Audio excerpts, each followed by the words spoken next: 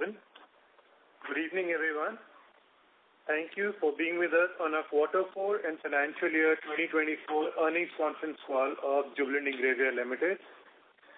I would like to remind you that some of the statements made on the call today could be forward-looking in nature, and a detailed disclaimer in this regard has been included in the press release and result presentation that has been shared on our website. On the call today, we have Mr. Shyam Bhartia, Chairman, Mr. Deepak Jain, CEO and Managing Director, Mr. Prakash Chandra Bisht, CFO, Jubilant Ingrevia, Mr. Arvind Chokhani, Group CFO, Jubilant Bhartia Group. I now invite Mr. Shyam Bhartia to share his comments. Over to you, sir. A very good evening to everyone. Thank you for joining us on Q4 and Financial Year 2024 earnings conference call of Jubilant Ingrevia Limited. We are pleased to announce stable business performance for Q4 amidst the continued challenging market conditions. We are also glad to share that the board has recommended a final dividend of 250%, that is 2.5 per equity share of face value of rupees 1 each for the year FY2024. This shall result in cash outflow of 39.8 crores. During the year, the company has already declared an interim dividend of 250%, that is 2.5 per equity share of rupees 1 each, and the total dividend for FY24 works out to 500%, that is 5 rupees per equity share of rupees 1 each, amounting to 79.6 crores of cash outflow. We are pleased to share that during the quarter, we have commissioned our multi-purpose agro-active intermediate plant capacity at Bharuch facility. This would strengthen our capacity and capability to produce forward integrated high-potential agro-actives and intermediates. In addition to that, we have also commissioned a plant for new diketene derivatives in Gajraula factory, which will further enhance our diketene product portfolio.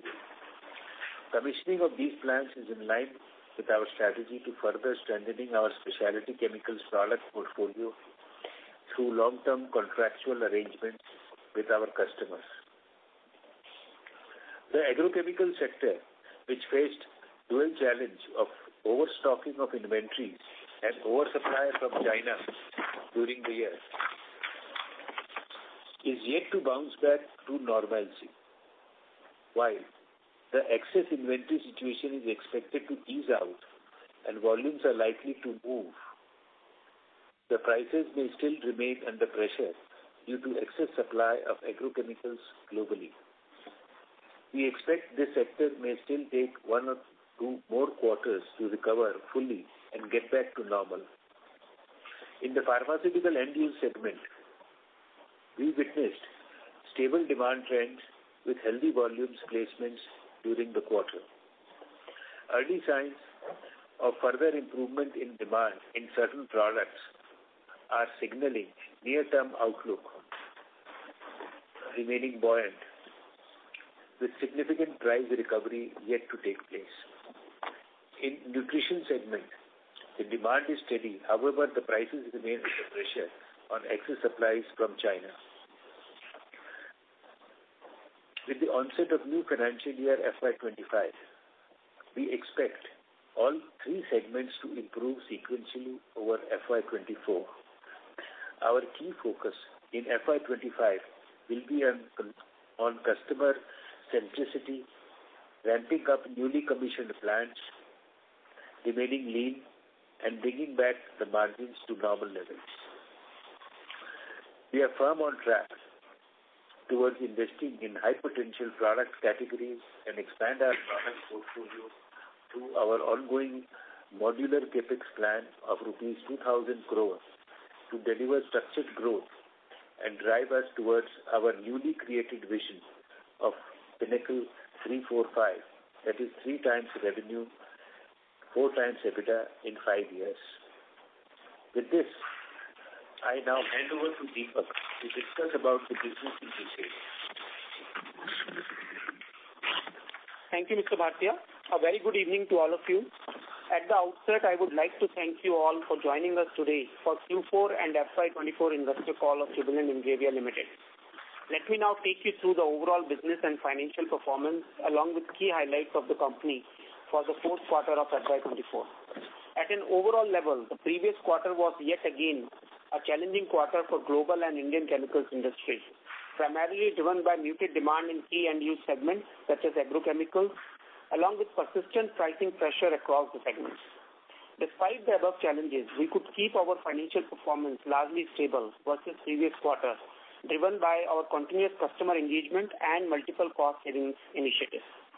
In specialty chemicals, we witnessed higher volumes coming from pyridine building blocks and fine chemicals, including diketene, wherein CDMO remained the key driver for our future growth.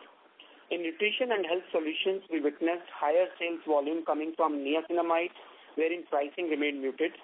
In chemical intermediate business segment, acetic anhydride volume was stable, while the pricing remained soft on account of lower demand from paracetamol and agrochemical end use in both India and European markets. During the quarter, we were also impacted due to higher freight costs led by Red Sea crisis, which correspondingly dented our overall margins. With the help of our Project Lean initiative, we successfully kept our costs under control and brought our working capital down to 18% of sales through focused inventory optimization and other measures. We have also signed an agreement with O2 Renewables for captive renewable energy sourcing for our Gajraula and Savli facility. We expect the share of renewables to increase to 30% plus in next 12 to 15 months.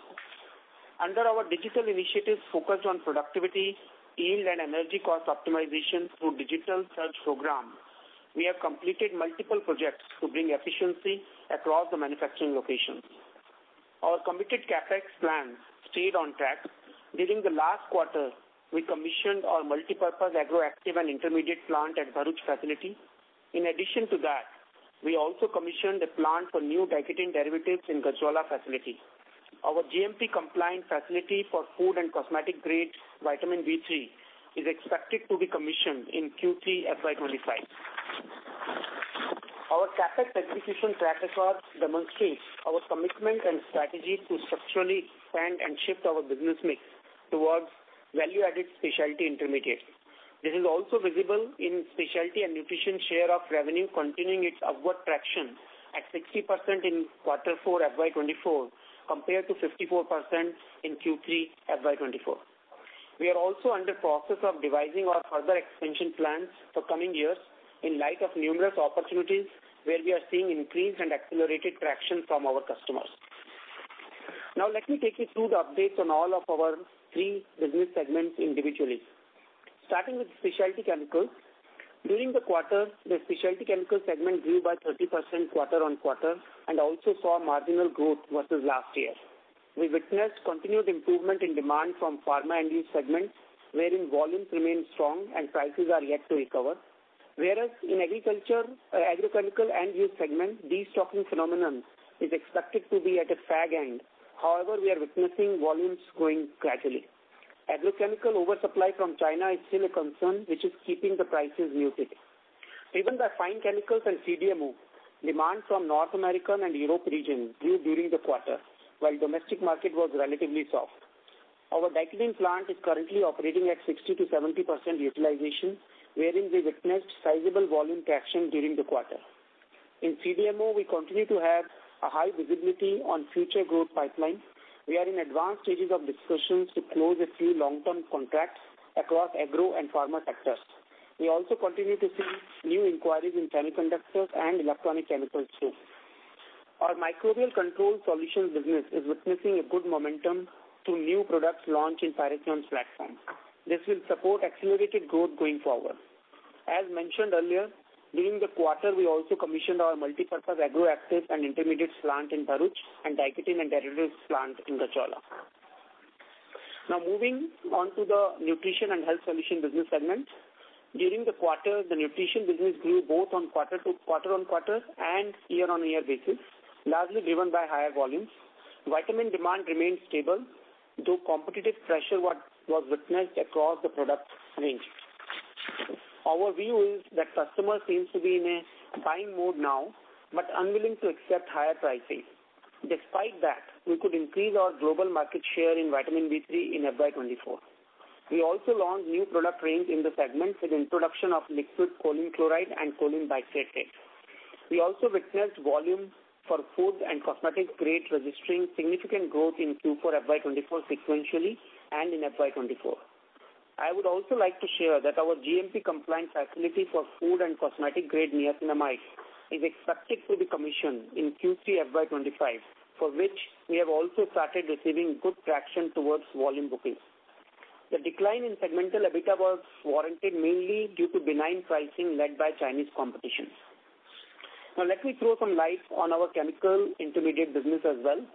Revenue for the quarter and the year were impacted on account of lower prices of acetic anhydride, which were primarily driven by lower demand from end-use industries and lower price of underlying key raw material, that is acetic acid. During the year, continued lower utilizations in downstream industries, including agrochemicals and paracetamol, constrained further volume pickup in the segment. During the quarter, Red Sea challenges also resulted in overall increase in ocean freight, which impacted our sales and margins during the quarter.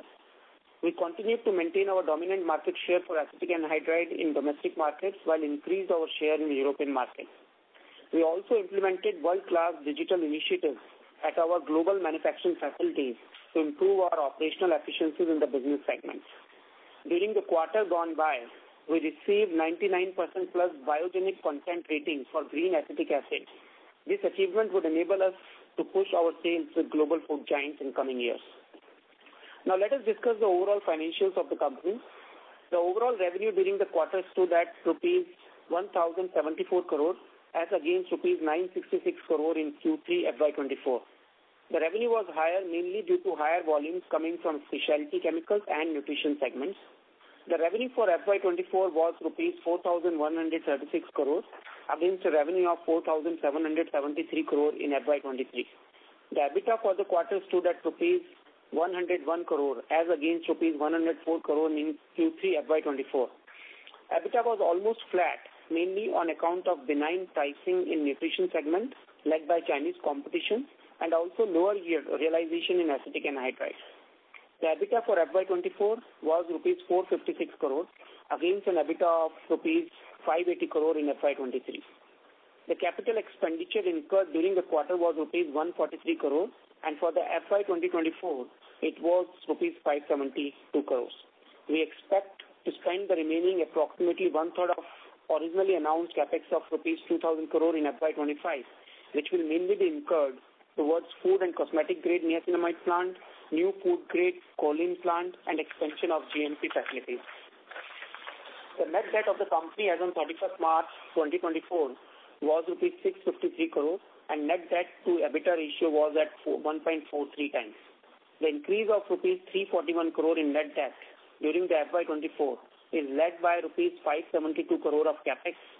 Despite high capex, we restricted borrowings and actually decreased the net debt by rupees 48 crore during the second half of financial year through focused working capital optimization led by active management of inventories and other measures driven by lean initiatives. Net working capital percentage to turnover for Q4 FY24 was sequentially lower at 18%. During the quarter, we opted to move to the new tax regime from FY24 onwards, whereby the applicable statutory tax rate shall only be 25.17% as against the statutory tax rate of 34.94% in the old tax regime. However, the tax expense for the quarter and the year includes a one-time transitional write-off of opening brought forward MAT credit amounting to rupees 12.56 crores. The expected ETR from FY25 onwards will be in the range of 25 to 26%. The PAT for the quarter was rupees 29 crore after adjusting for MAT credit write-off as against rupees 39 crore in Q3 FY24, while the PAT for FY24 was rupees 183 crore against a PAT of 308 crore in FY23. As we move forward, I would also like to share an update on a few strategic initiatives undertaken in recent times. As I mentioned in the previous quarter, the leadership team of Jubilant Ingrevia has designed a bold 5-year growth strategy. we have set out a new growth roadmap for ourselves called Pinnacle 345, that is 3x revenue growth, 4x EBITDA growth in 5 years.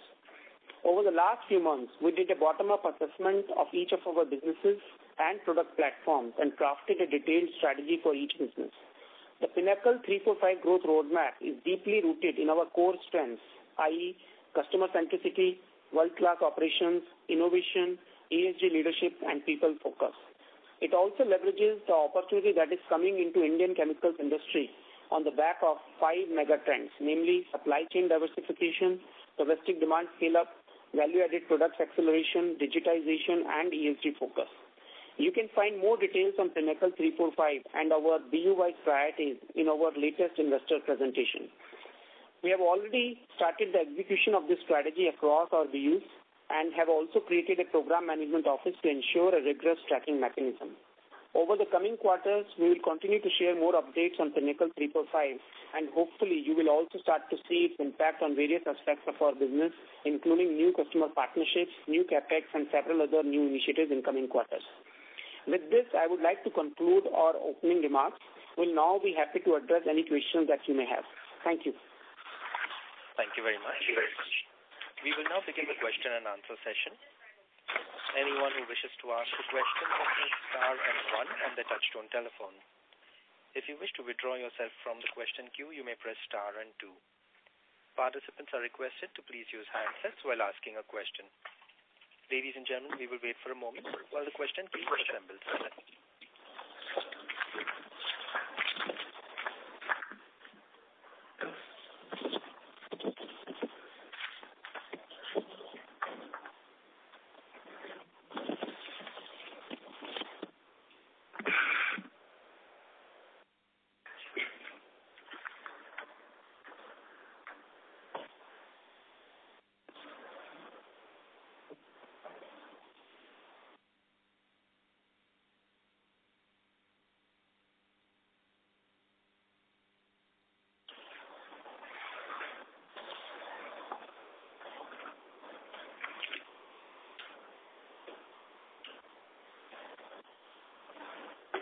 The first question comes from the line of Jinal Sheth from Auriga Capital Advisors.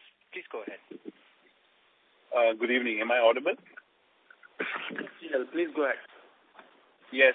Thank you for the elaborative and detailed inputs and of the business.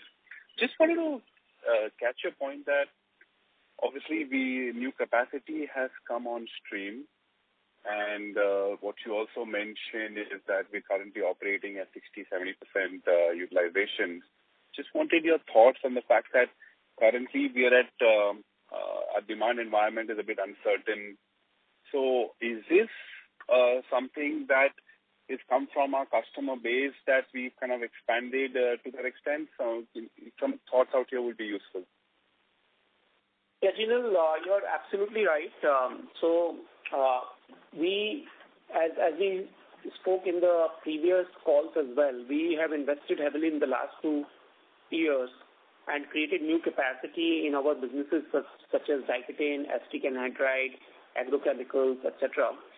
And because these are new product lines, except for acetic anhydride, which we have been doing for almost 4 decades, in most of these situations, we have found new customers we are selling these products to. And across these plants, the capacity utilization is already touching almost 60% plus, even in this environment. And as I mentioned in my opening remarks, as we get more volume traction, we are seeing that capacity utilization is only increasing month on month and quarter on quarter. Okay, and secondly, is it true that the inventory correction, are we seeing that in China as well, where capacities are probably going off? Any comments on that? Those are 2 different points, Jinal. From the destocking perspective, as I mentioned in the past and even today, and we are seeing that in our business as well as hearing it from all our customers, the destocking seems to be at the fag end after last 18 months or last 18 painful months. From a supply perspective, China, of course, at least in agrochemicals, from whatever we understand, has created a lot of capacity, and we still think there is excess capacity there. Okay, just lastly, a connected question to the first question that I raised was that in regards to the capacity expansion, that would that kind of lead to, say, a suboptimal returns given the demand environment? And obviously, the way to put it is the pricing is not optimal at this stage. Is that a fair way to see that? Yeah, so I think, for the areas where we have put up capacity, most of those are, number one, specialty areas, high-margin products. Number two, these are products, if you look at our business mix, only 20% of our business, 20-25% of our business is linked to agrochemicals. The remaining 70-75% business is in pharma, in cosmetics, in nutrition. We are getting good volume traction as the numbers also tell.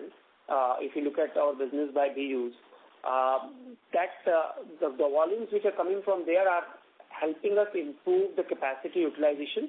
Of course, there is pricing pressure in some product lines, but I don't think that will change our overall return profile. If you look at it from a multi-year perspective, of course, a few quarters pressures will remain, but at least from the overall recovery value as well as returns from those assets where we have invested, we still stay bullish, and we think the NPV or the IRR of those products on a multi-year basis will be at par with what we had projected. Thank you so much, Deepak. Good luck to the team. Thank you. Thank you. The next question is from the line of Rohit Nagraj from Centrum Broking. Please go ahead. Yeah, so thanks for the opportunity. One question in terms of the different segments and product lines that we have. So what has been the comparative scenario from China? Because as you had also mentioned in your opening remarks that there has been a competition. So which are all areas where we are seeing that the competition is coming, and which are all area where we will still have pricing power once the normalcy returns from the inventory destocking and the other global phenomena which are affecting the business? Thank you. Yeah, Rohit, I'll just add to what I said in response to Jinal's question. Most of the pressure is in the agrochemical segment. Obviously, there is competition in nutrition and pharma segments as well from China. But the level of pressure there is not as acute as it is in agrochemicals. Just as an example, in some of the agrochemical product lines, not just for us, but if you track the import data, the broader decline in pricing has been up to the 30, 40, 50% also. While if I take example of vitamin B3, which is one of our core products in the nutrition segment, the pricing has been flat for last 5 or 6 months, and there is only marginal decline versus what it was previous to that. So the amount of pressure varies significantly by segment, as you rightly pointed out. It's more acute in agrochemicals, nutrition, and pharma are largely stable. Having said that, China plus one strategy with large companies still valid, and we are seeing a lot of inquiries in some inquiries in the agrochemical intermediates, which are China plus one strategy. And as Deepak said, that in the coming quarter, we are going to conclude a large contract for agrochemical intermediate. This is related to China plus one strategy, and a lot of inquiries still coming in. But since the China prices are so low, so people are trying to defer the inquiries. But this inquiry is very strong, and we are going to conclude this business, which is a large business. And secondly, we are receiving inquiries for agrochemical sector, but people are trying to defer those. But the strategy, after discussing with large agrochemical companies, still remains still very active, the China plus one. But China being at such low prices, this is the wrong time to shift from China to India. But of course, that strategy, as in next 3-4 quarters, the China prices are going to go up, then definitely this strategy will come back to in action again. Yeah, and then just to add to Chairman, I think for everyone's benefit, because I'm sure that question will come, most of the discussions we are having with our customers, be it agro, pharma, or even let's say cosmetic space, particularly for the CDMO business, the customers are speaking to us despite whatever is happening to pricing and competition from China with a long-term view. And in many cases, they are helping us, working with our R&D team to optimize the cost structure to ensure that we collectively are able to take on the competition on pricing and then optimize our cost accordingly. So a couple of contracts that Chairman talked about are in line and with that kind of arrangement with the customers. Sure, that's helpful in terms of elaborate answer. Just to put it slightly differently, out of the entire business, how much of the business is how much of businesses prices are governed by China or dictated by China? Given that if there are incremental capacities which have come up or which are coming up in China, will still have pricing pressure on those set of products or segments that we have. So, Rohit, I won't have the precise number, but what I can say, I will go back to what I was saying earlier and talk sector by sector, and then we publish that information in our investor presentation also. Agrochemicals is roughly 20-25% of our business. Obviously, there is a huge pressure there from China. Pharma is roughly 30% of our business. The relative impact of China pricing is less there. And especially in our chemistries, be it diketene, pyridine, or some of the other products, we are able to command pricing. If I take nutrition as an example, vitamin D3, we are world number 2, and we and China are more or less at par. So any one of us can disturb the price, or any one of us can command premium as well. Right now, it's a deadlock where we are at a flat price, as I said, for last 6 months or so. So the answer varies significantly. It's not a 0-1 game that these are the products where China price does not impact. These are the price where it impacts. It varies significantly. There is obviously some impact when there is a competition from China, but the level of impact and implication of that are very different by segments. But in niacinamide also, having said that, there is more competition in the animal sector, whereas in human and food sector, there are less competition, and we still get a price premium in that sector. And as Deepak mentioned about it, that is why we have set up this new plant where we can supply for cosmetic and for food and for sectors where the people are skeptical of importing products from China, and China doesn't offer such high quality material.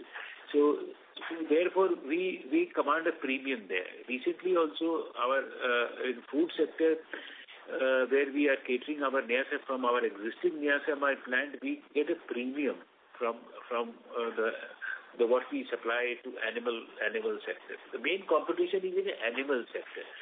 And which, of course, we being the lowest cost producer, we have an advantage. Of course, you cannot charge a premium pricing. The only thing is in the animal sector. But the food sector, still, we get a premium pricing. Sure. That's really helpful, and thanks for the elaborate description. So second question is, given the current environment and overall scenario, are we planning to defer any of our capexes, or we will still continue to be doing the capexes, or probably we will try to optimize certain capexes? Any views on that? Thank you. No, Rohit, this question had come up in the last 2 calls also. The answer remains the same. We are on track to do the capexes that we planned. Just as a reminder, 2.5 years back, we had announced a 2,000 crore capex. Of that, 1,400 crore has already been committed in the last 2 or 3 fiscal years. And remaining 600 crore of the original plan will happen in this fiscal year. In fact, on the back of some of the long-term arrangements that we are speaking to a few big customers, we may even need to up that number once we have signed a contract with them. Sure, sir. This is really helpful, and all the best. Thank you. Thank you. Thank you. The next question comes from the line of Rohan Gupta from Nuvama. Please go ahead. Yeah, hi, sir. Good evening, and thanks for the opportunity. First question is on your newly coined vision on Pinnacle 345, 345. If you can, sir, elaborate a little bit more on that, making an ambitious target of 4 times EBITDA. Just wanted to get some more clarity how we plan to achieve that, which is the segment you're going to drive. And more importantly, this 4 times EBITDA we are talking about on a FY24 base of EBITDA. Correct me if I'm wrong on that, and further elaboration on that. Yeah, so Rohan, we have given at least some details in the results presentation also. I can keep talking about Pinnacle 345 because that's what we have been living and breathing over the last several months. But just a few things top of mind, I would say. Number one, this is a bold vision and ambitious vision, as you rightly called it, that has been co-created by the whole leadership team of Jubilant Ingrevia. Over the last, we created it in December. I think I had briefly talked about it in January call as well. It was originally created in a top-down manner, but subsequent to that, in the month of December and January, the whole leadership team spent a lot of time in working out the bottom-up plans by BUs for each element of Pinnacle 345, which you could hopefully see in one of the slides we have put in our results presentation. Obviously, that slide also is a 30,000 feet level. There are enough level of details in terms of what products, what market share, what cost structure, against which competition, which geographies, which customers, and how. So all of that has been worked out BU by BU, which we discussed, debated, threadbare in January and closed in February with our final presentation to the board. So that strategy we firmly believe in. We think it is achievable. It is bold, but I don't think it is super bold because if you look at history, there are several companies within chemical sectors also. They have been able to achieve those kind of targets within a 5-year time frame.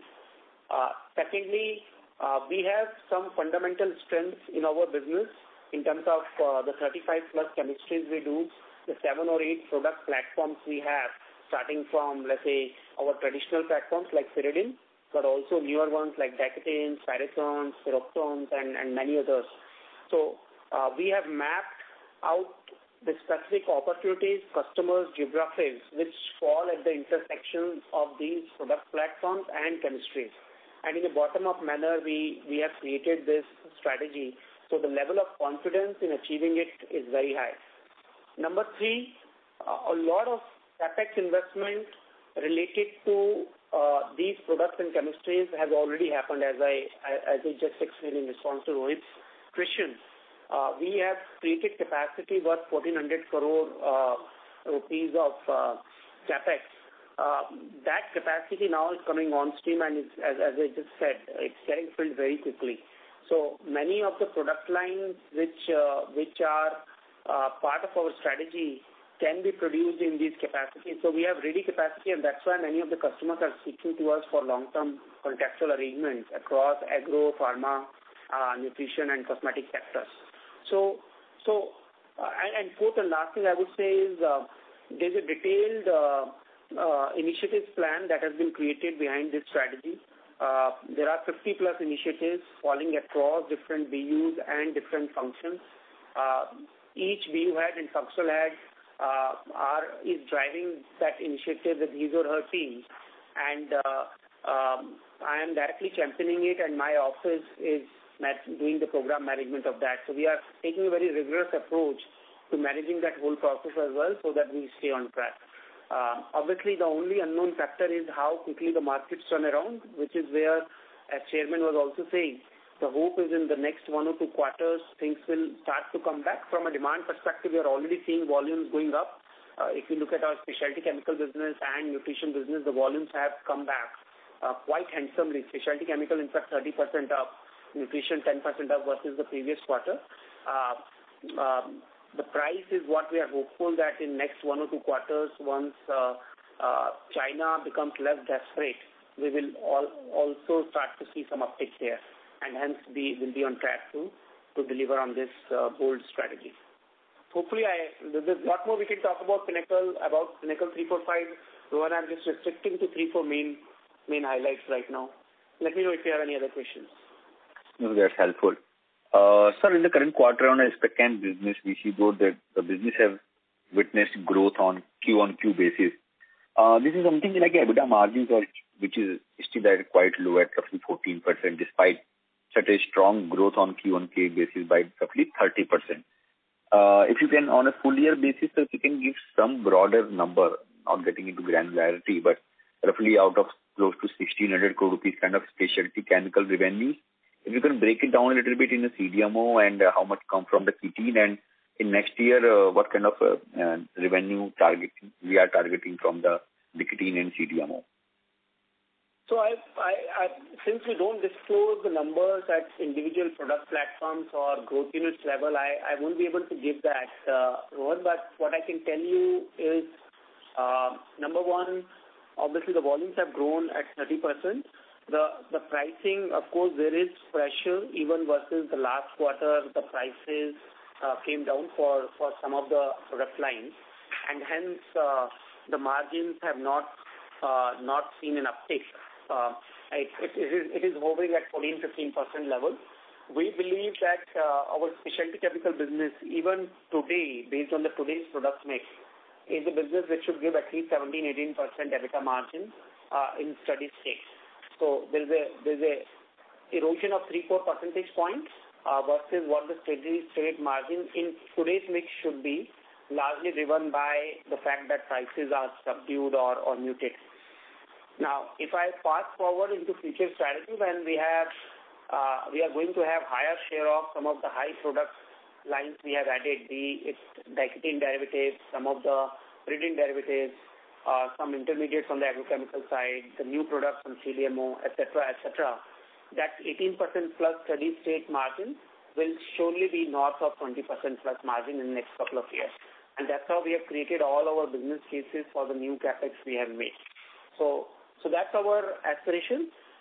Within that, the 1,600 crore revenue number that you made, you talked about, I think bulk, we expect our specialty chemical business as part of this Pinnacle 345 strategy also.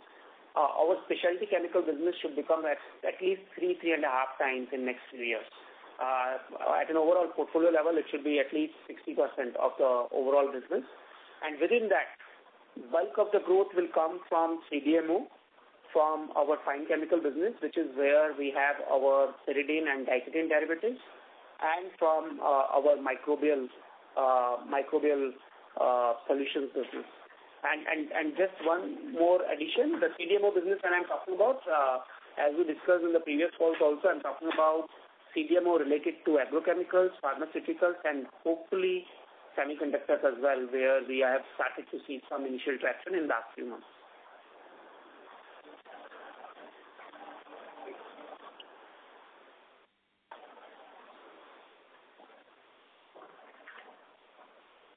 Hello? Yes. So this current participant has dropped from the queue. The next question is from the line of Gokul Maheshwari from Auriga Capital Advisors. Please go ahead. Yeah, hi. Thank you for the opportunity. I just wanted to know, in terms of your capex plan of 2,000 crores, you mentioned about 600, 700 crores to be spent in FY25.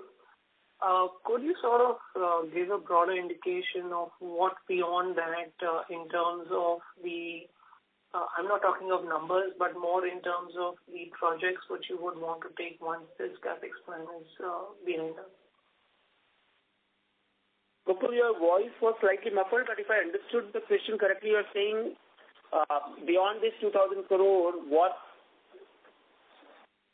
So that's right. Talking about the FY25 600 crore, what kind of capex you are taking? Is that the question?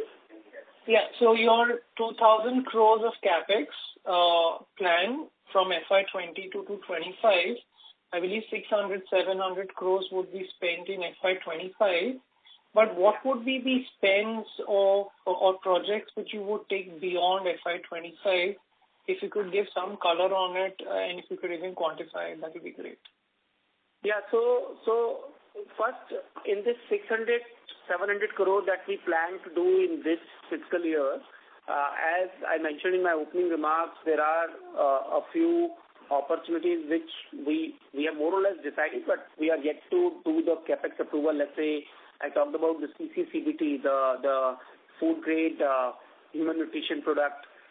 We have the niacinamide product which is coming up in September. There will be some capex related to that. We have a plan for GMP3 for our CDMO business. So those are some of the areas that we are planning for this year. And yeah, and beyond that, there are certain opportunities in horizon. Obviously, the concrete plans have to be created. For instance, this long-term contract we are negotiating with our agrochemical customers.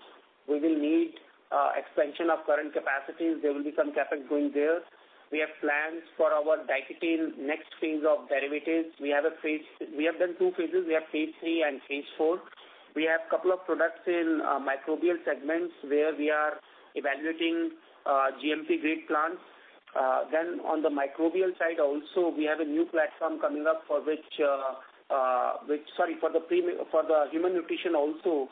We have some premixes for which we are expanding the capacity, or we are planning to expand the capacity.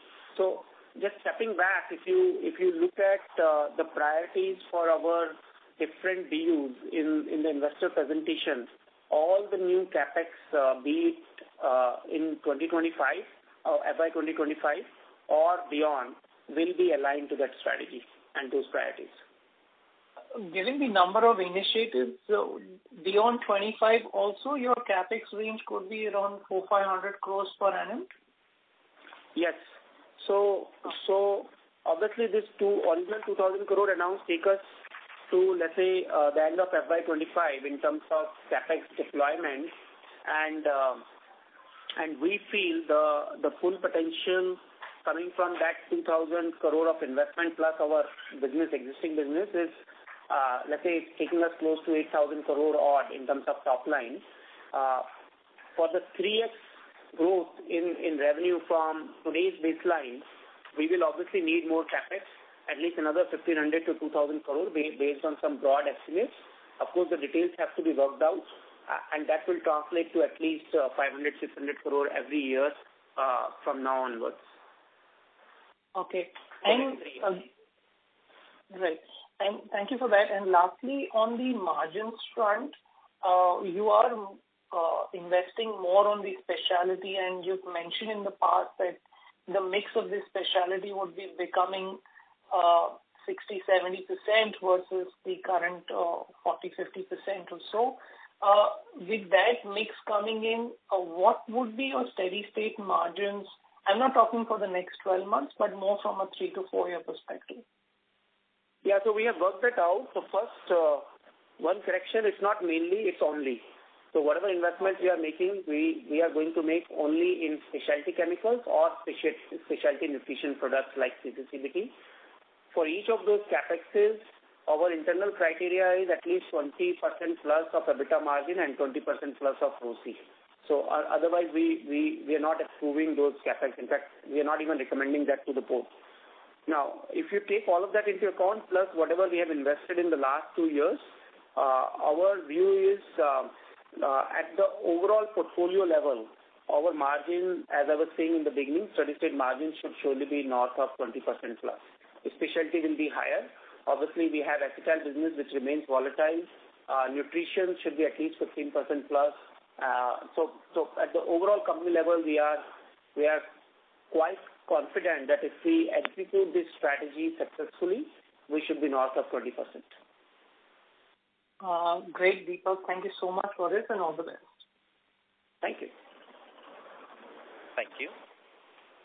The next question is from the line of Pranav Tendulkar from Aware Investments. Please go ahead. Hi, sir. Thanks a lot. Can you hear me? Yes. Thank you. Sir, in terms of the semiconductor product that you are planning to manufacture, is it for export or Indian? That is one. And is it for that wafer manufacturing level, or is it related to cleaning and blasting, etc.? And what is the market opportunity in similar products? So, Pranav, these are, as I think I mentioned on the previous investor call also, most of these inquiries are coming to our CDMO business, which means by nature of our CDMO business, these are initial leads where customers are testing waters and giving us volume in kgs to see whether the product quality is in line with their expectations. Most of these are international customers. I had mentioned, I think, on the January call that till that time we had gotten 3-4 leads. Now we have another half a dozen. We are evaluating internally which ones are aligned with our chemistry strength, which ones are not. But most of these are coming to CDMO business. And right now the focus is to make the product in line with customers' expectations and then send the samples. And once the samples are approved, then we get initial volumes booked with them. And obviously, given that semiconductor segment globally is growing very fast, the hope is once we are in, then the volumes will grow very fast. Yeah, but having said that, I would like to further add that any large contract on CDMO and specific investments if we have to make, we'll be doing basically on the basis of take or pay. Otherwise, we will not be investing. Right. You know, all volume business from our existing multi-purpose facility, that's a separate thing. But any specific investment, if you make any specific large investment which Deepak was talking about, if the contract materializes, then we will be doing on the basis of take or pay. Because that we would not like to risk our investments on the basis of any contracts which are not take or pay. And on the semiconductor side, which is where your question specifically was, Pranav, there obviously the volumes are small currently. So we have multi-purpose plants. Whatever inquiries we have gotten so far and which we are responding to, we feel comfortable and confident that we can do those products in our multi-purpose facilities, which we have in the CDMO business. Obviously, the big contracts on the agro side and some of them maybe on the pharma side also, there the arrangement is very different, which is in some cases we may need new facilities which are dedicated, and hence Chairman's point that it would be take or pay contracts. Right, sir. Sir, also you commissioned 2 plants. One is that diketene derivatives and I think a cosmetic grade chemical plant. And you were also going to commission one more plant in next quarter. I missed the nature of the plant that will be commissioned. Can you just elaborate what is it? Pranav, your voice is breaking, but let me, I think, just factually correct you. We have commissioned 3 plants in last 4 months. In December, we commissioned a small agro intermediates plant in Bharuch. In January, we commissioned a bigger agro intermediates and actives plant again in Bharuch. And in February, March, we commissioned a diketene derivatives plant which can do 2 products. So these are the 3 plants which have come up in the last 4 months, all aligned with our long-term strategy. The agro intermediates plants both the plants are targeted towards doing CDMO/CMO arrangements with our innovator customers globally in agrochemicals. In fact, from the bigger plants, we shipped first CMO contractual order in the month of February already. And we are currently, as Chairman also said in the beginning, we are in discussions with several agrochemical customers to commit that capacity to a couple of them. The diketene plant, the products coming out of that are advanced intermediates, high margin products which go into pharma, paint, and cosmetic segments. And there we are already getting a lot of traction, and that capacity we are already getting good traction to fill up that capacity hopefully in next couple of quarters itself. In fact, we are already thinking about how to debottleneck or expand that capacity. The plant which is going to come up in next few months is the niacinamide cosmetic grade niacinamide and food grade niacin plant, which is expected to get commissioned in the month of September this year. And that will be targeting the high grade, high margin vitamin B3 segments in the cosmetics and food applications. Got it, sir. The last question from my side. So with current added capacity in last 12 months, what is the revenue potential at current prices of products? So we are operating at 60%, but obviously the products that will come in the new plants are much better. So what is the revenue potential with the current prevailing prices? I think I already gave the answer, Pranav, earlier. We are at 4,500 crore today, and I said on the back of the capacity that we have put up in last 2 years and what we'll be putting up in this year, we have full potential roadmap or visibility to at least 8,000 crore. Okay, sir. Thanks a lot. Thank you. The next question comes from the line of Nirav J. from Anvil Research. Please go ahead. Yeah, thanks for the opportunity, sir. I have two questions. So one is on the diketene part. Sir, since we have commissioned the derivatives plant and the plant is getting ramped up, what sort of value addition in terms of per kg or percentage realizations we can see over and above the base diketene? And along with, if you can just quantify the market of diketene and diketene derivatives in India. So I can't answer with precise numbers on the first one, but Neeraj, as you might already know from our previous calls, diketene is an unstable molecule, so it cannot be sold as a standalone molecule. So whatever value addition, whatever you sell in the market is on the back of value addition. And typically, now we have at least 5 products in our portfolio which are derivatives of diketene. These are at least 1 or 2 steps ahead of diketene, and now we are gradually adding more advanced stage derivatives in the diketene portfolio, which will come up in phase 3 and phase 4, as I mentioned earlier. Sorry, what was your second question? The markets for diketene and diketene derivatives in India. Yeah, so I think overall, do you remember Prakash's total imports? 16,000 is left. Yeah, so total market in India at least is 30,000 tons of diketene derivatives. One of our competitors is already active there with about 40-50% share of that. Rest was imports until a couple of years back. We have already taken significant share of rest of the market, and the bigger opportunity, by the way, in diketene derivatives is the exports, because like our other core products, be it pyridine, anhydride, or B3, we are globally number 1 or number 2 and the lowest cost producer. Our aspiration in diketene derivatives is also to be among the top 3 global players, having very competitive cost structure on the back of the plant that we have created, which has happened on the back of our own process engineering. So we are very confident that as we scale up our diketene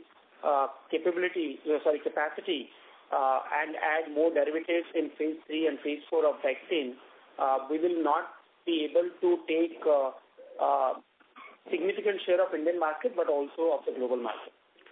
So just to understand in slightly qualitatively, let's say every step of value addition of diketene derivatives, let's say you mentioned that we are now at 1 or 2 steps further, would be further value additions will happen in phase 2, phase 3.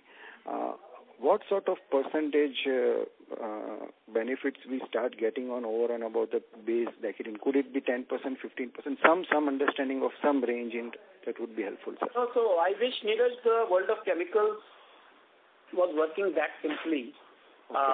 Obviously, depending on how complex the reaction is, what are the other chemicals which are getting added in each reaction, the quantum of value addition on each step will vary significantly. In fact, oftentimes in recent years, we have encountered situations where if we go too far out in the value chain, the margin profile actually drops, because then you are sourcing something which is cheaply available from China or elsewhere, and hence you get margin only for that one step, even if you are fully integrated. So all kinds of permutations and combinations are feasible here, and hence even though diketene has, let's say, at least 30-40 different derivatives which we have mapped out, we are not trying to make each and every one of them.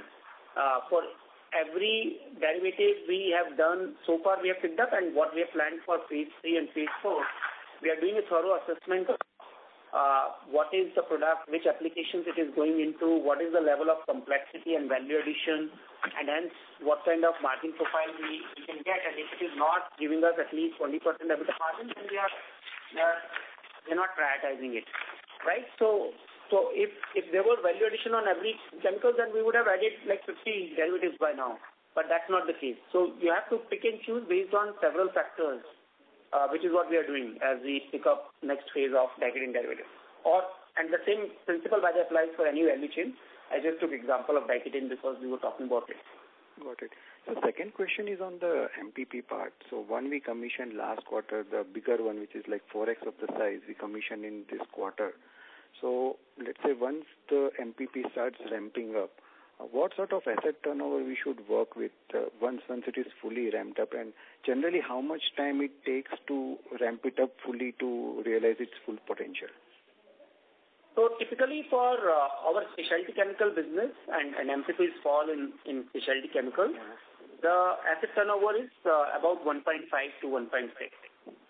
And then that's where I think most of the capex projects we have taken, we built out the peak revenue potential of those product lines which we plan to do in MPPs. All of that adds up to 1.5 plus.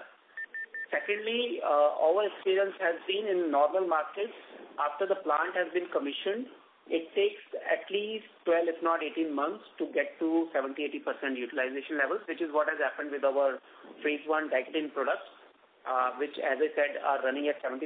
It's, in fact, slightly delayed, I would say, because of the soft markets. But the phase 2 products which have come up in February, for instance, we are hoping in next 12 months it will hit 70-80%. Got it, sir. And just a last clarification. So does this MPPs use our pyridine chemistry as a starting material, which gives us a first more advantage in terms of the other suppliers of the same product to the same set of customers? How do you justify that? So Neeraj, by definition, MPP can do multiple products. It doesn't have to be a pyridine-based chemistry products. In fact, most of our MPPs will be doing pyridine derivatives, diketene derivatives, and even products outside of these two product platforms. Got it. So, in and all, how many MPPs do we have now after the commissioning of the last one? We have 7 fine chemical plants, MPPs. We have 2 GMPs in Bharuch. And we are in the process of putting up more MPPs, as I mentioned earlier. And in agrochemicals, sorry, I forgot to mention the 2 agrochemical plants we have set up recently are MPPs as well. Sir, if you allow, can I ask? Sorry to interrupt. We request you to please rejoin the queue for further questions. Thank you.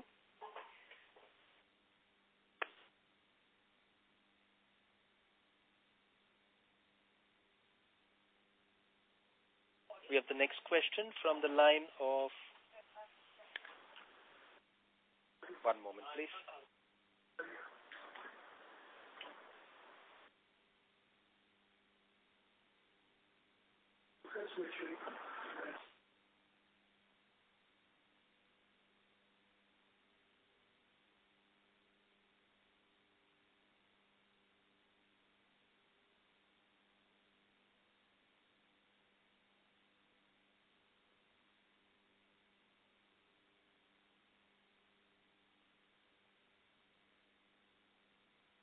Ladies and gentlemen, that would be our last question for today.